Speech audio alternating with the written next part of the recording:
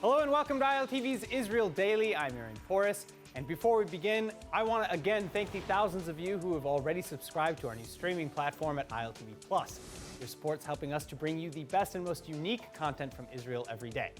Now, coming up in today's newscast, Prime Minister Bennett calling out Iran at the Davos International Forum.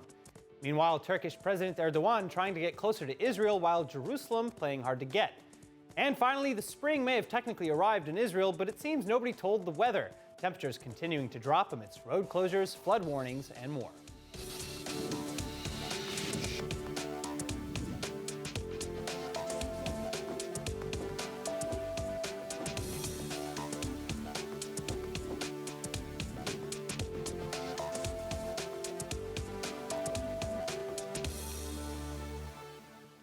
Our top story tonight, Prime Minister Naftali Bennett addressing the Davos World Economic Forum on Tuesday and taking advantage of the platform to call out global powers who've been negotiating a return to the JCPOA nuclear deal in Vienna opposite Iran.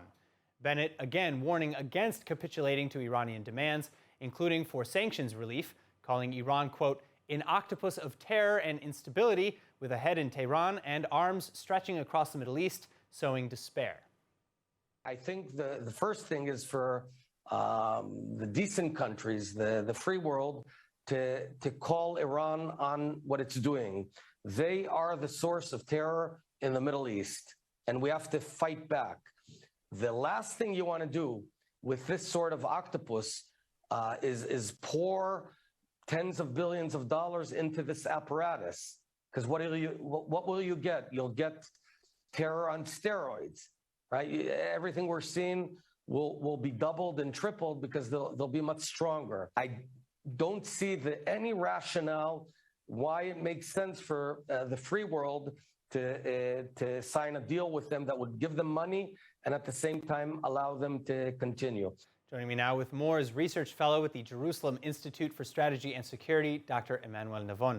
Dr. Navon, thank you so much for being with us. Now, let's first recap on some of the progress or lack thereof at the talks in Vienna. What basic points or frameworks, if any, are generally agreed upon by all of the parties? Well, unfortunately, Iran 2 days ago basically threatened the U.S. With what it called a Plan B, saying that if the U.S. Was not willing to compromise, Iran has a Plan B, which is surprising, because until now it was the U.S. threatening Iran with a Plan B. So it doesn't look like Iran really has an incentive to negotiate with this, which is not exactly surprising, because since the U.S. Quit the JCPOA a couple of years ago, Iran has made a lot of progress with enriching uranium, and it's now reached the almost threshold of nuclear capability, and it has been able to mostly bypass U.S. economic sanctions thanks to its very close economic ties with Russia, but mostly with China. So at this point, it doesn't look like we are any close to a deal, and Iran does not have real incentive to reach an agreement.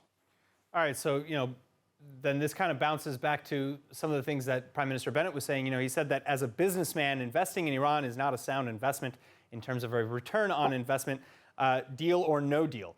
How would you respond then? Well, nobody's investing in Iran. It's a question of lifting sanctions or not in exchange of Iran curbing its uranium enrichment. But the problem here is it's not only that it's not a question of investment.